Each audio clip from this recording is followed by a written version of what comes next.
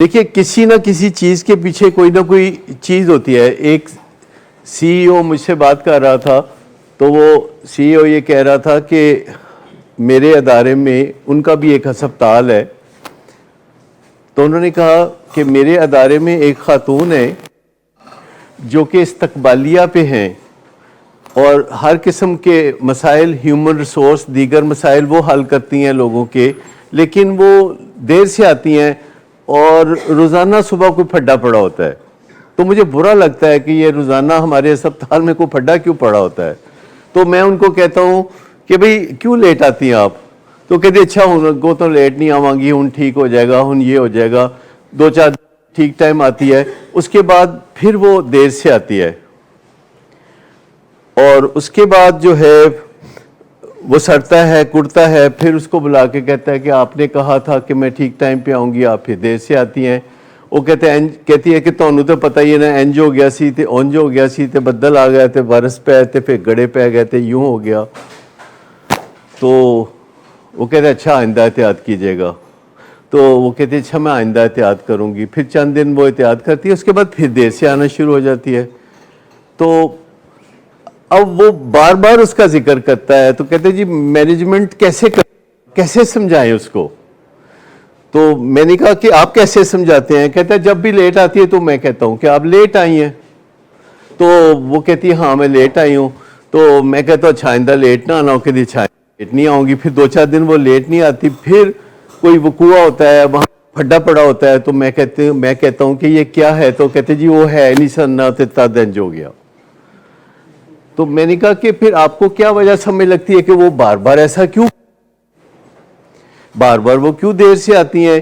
وہ جب کہتی ہیں، جیسے سارے بچے میرے کہتے ہیں کہ آئندہ تسی کدی نہیں سنو گے کہ میں نشہ کیتا ہے، آئندہ میں نشہ نہیں کراں گا، میں راتی چھتی گھر آواں گا، شیدے نال نہیں ملاں گا، امیدے نال ملاں گا یا کچھ. تو میں نے کہا کہ آپ کے خیال میں اس کی وجہ کیا ہے؟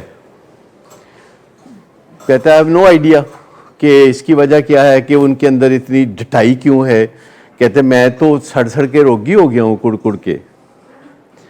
تو میں نے کہا کہ آخر اس مسئلے کا ذکر آپ کہیں اور لوگوں سے بھی تو کرتے ہوں گے نا میرے علاوہ، کہیں اور لوگوں پہ بھی کرتے ہوں گے. تو آپ اس مسئلے کو کیسے ڈسکرائب کرتے ہیں؟ مثلا میں نے کہا آپ اپنی ساس سے بھی کرتے ہوں مسئلے کا ذکر، اپنی بیوی سے کرتے ہوں گے، اپنی پھوپھو سے کرتے ہوں گے، صرف مجھ سے ہی تو نہیں کرتے. تو انہوں نے کہا ہاں کرتا ہوں، اور ان سے میں جو ذکر کرتا ہوں وہ کچھ اور ہے، جو آپ سے میں ذکر کر رہا ہوں وہ کچھ اور ہے. میں نے کہا کہ مجھ سے ذکر کر رہے ہیں اس میں آپ کیا مس کرتے ہیں؟ کہتے ہیں یہ ان کا کوئی راز ہے جو میں مس کرتا ہوں. ان کا کوئی راز ہے جو کہ میں آپ کو نہیں بتاتا، لیکن میں اپنی وائف سے بات کرتا ہوں تو یہ بتاتا ہوں، لیکن آپ سے بات کرتے ہوئے ان کا کوئی راز ہے جو میں نہیں بتاتا. میں نے کہا وہ راز کیا ہے؟ اب بتا دیں. تو انہوں نے کہا کہ جی وہ ان کے میاں الکوہلک ہیں اور وہ رات کو کوئی نہ کوئی سیاپا پڑا ہوتا ہے، کوئی نہ کوئی وہ کہیں نہ کہیں گرے پڑے ہوتے ہیں اور وہ ان کو سنبھال رہی ہوتی ہیں، وہ ان کو گھسیٹ رہی ہوتی ہیں، وہ ان کو رول کر کے تو بستر تک پہنچا رہی ہوتی ہیں. اور اس دوران رات نیند پوری نہیں ہوتی، صبح بچے اسکول چھوڑنا یہ کرنا، تو سم ہاؤ وہ لیٹ ہو جاتے ہیں.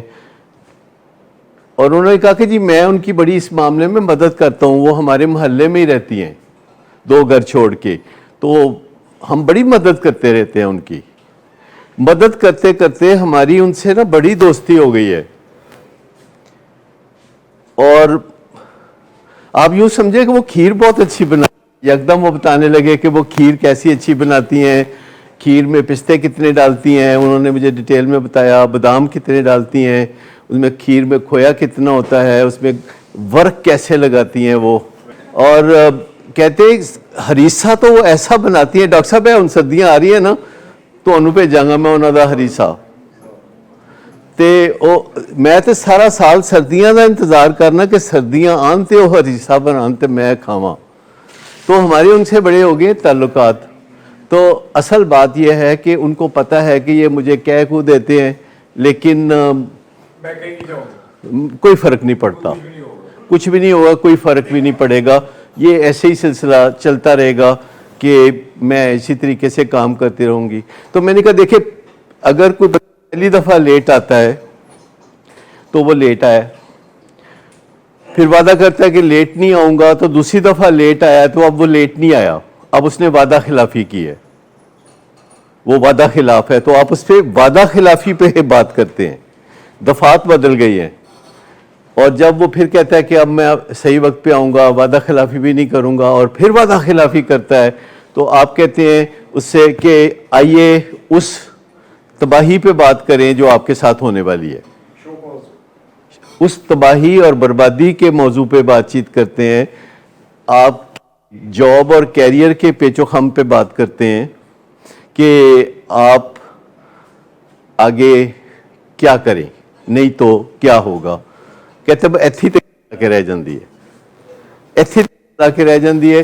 اس لیے ہم ادھر آتے ہی نہیں, کیونکہ جب ہم نے اگلے کیریئر کے پیچ و خم پہ بات نہیں کرنی تو پھر سڑنا کوڑنا ہے, پھر روگی بننا ہے. تو اگر کوئی بندہ روزانہ آپ کو ایک ہی مسئلہ بتاتا ہے اور وہ اپسیٹ بھی لگ رہا ہے, وہ روگی بھی لگ رہا ہے, تو اس کا مطلب ہے کہ وہ اصل مسئلے کی جو جڑ ہے, اصلی اور بڑی وجہ جو ہے, اس کے اوپر وہ توجہ نہیں دے رہا.